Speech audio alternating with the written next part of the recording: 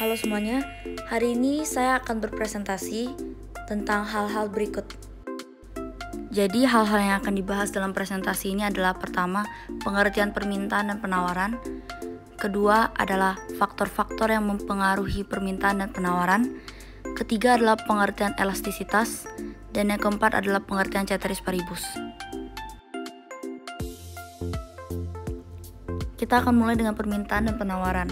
Permintaan atau demand adalah keinginan yang disertai kemampuan membeli barang dan jasa pada tingkat harga dan waktu tertentu, ceteris paribus.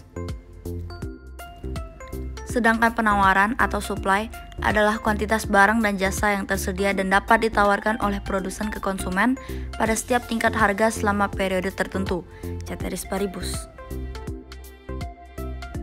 Kedua adalah faktor yang mempengaruhi permintaan dan penawaran. Berikut adalah faktor-faktor yang mempengaruhi permintaan. Harga barang komplementer dan substitusi.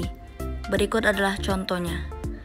Barang komplementer dari teh dan kopi adalah gula.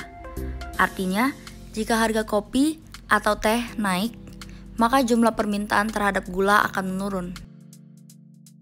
Sedangkan barang substitusi dari beras adalah jagung, kentang, ubi, dan gandum. Artinya, pada substitusi, jika harga suatu barang naik, maka permintaan terhadap barang substitusinya akan meningkat. Jumlah pendapatan setiap orang berbeda-beda. Hal ini akan mempengaruhi jumlah permintaan di pasar. Ketika pendapatan meningkat, konsumen cenderung meningkatkan permintaan terhadap barang dan jasa. Dan sebaliknya. Jumlah dan karakteristik penduduk. Jumlah konsumen akan mempengaruhi kuantitas total barang dan jasa yang akan dikonsumsi. Oleh karena itu, semakin besar jumlah penduduk, semakin besar pula permintaan terhadap barang dan jasa. Perubahan tradisi, mode, dan selera masyarakat. Perubahan selera makanan fast food mengakibatkan meningkatnya permintaan fast food. Seperti yang di foto.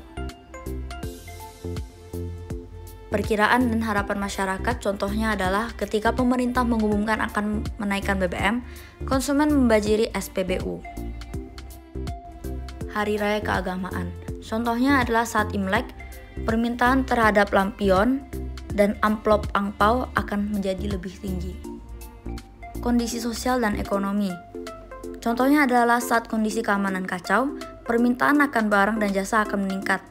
Toko-toko dan perkantoran menambah tenaga keamanan, sedangkan permintaan terhadap BBM dan jasa angkutan akan menurun. Selanjutnya adalah faktor-faktor yang mempengaruhi penawaran. Kemajuan teknologi. Kemajuan teknologi selalu mengandung arti berkurangnya jumlah input yang dibutuhkan dalam produksi atau biaya input yang dibutuhkan berkurang. Berkurangnya biaya input akan meningkatkan output sehingga akan menambah jumlah penawaran. Biaya produksi. Naik turunnya biaya produksi mempengaruhi penawaran barang dan jasa dari produsen.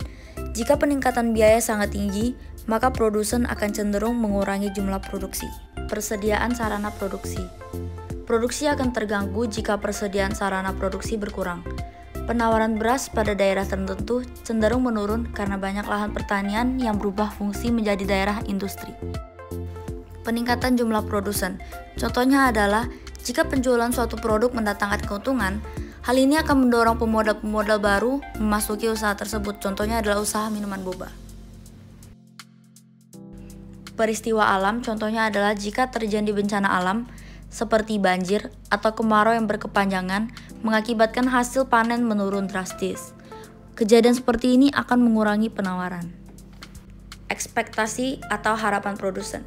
Jika produsen memperkirakan bahwa situasi perekonomian 1 tahun mendatang akan membaik, pada saat ini mereka akan memproduksi lebih banyak barang dan jasa untuk dijual. Ketiga, kita akan membahas tentang pengertian elastisitas. Elastisitas adalah pengaruh perubahan harga terhadap jumlah barang yang diminta atau yang ditawarkan. Atau dengan sederhananya, elastisitas merupakan tingkat kepekaan atau perubahan suatu gejala ekonomi terhadap perubahan gejala ekonomi lainnya. Tambahan, elastisitas terbagi menjadi 3 jenis, yakni elastisitas harga atau price elasticity, elastisitas silang atau cross elasticity, dan elastisitas pendapatan atau income elasticity. Dan yang terakhir kita akan menjelaskan tentang pengertian ceteris paribus. Apa itu ceteris paribus? Ceteris paribus adalah suatu asumsi dasar dalam ilmu ekonomi yang berarti faktor-faktor lain dianggap tetap. Contohnya, harga barang naik ceteris paribus, maka jumlah barang yang diminta berkurang. Berarti faktor-faktor lain seperti pendapatan, selera, dan harga barang lain itu dianggap tetap. Sekian presentasi dari saya. Terima kasih telah mendengarkan.